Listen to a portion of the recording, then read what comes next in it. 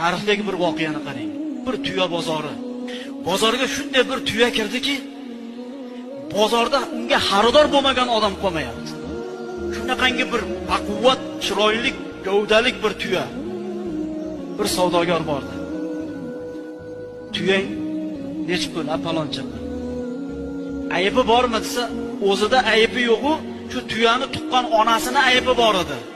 Nima aybi bor edi desa, ustiga karvonda yuklarni yuklab qo'ysak, yo'lda kelayotgan biror bir ko'lmak, balchiq bo'lsa, shu joyga yotib olardi.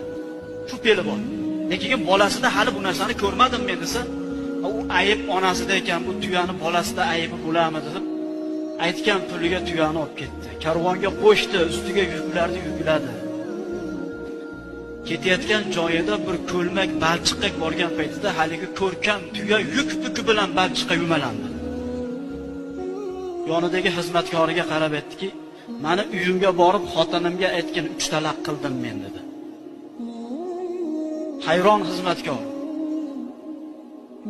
Xo'jayinning gapiga kirib, savdogarning gapiga kirib uyiga borsa, erini savdogarni safarga chiqarib yorib, o'ynashini chaqirib xiyonatni ustida turgan ekan.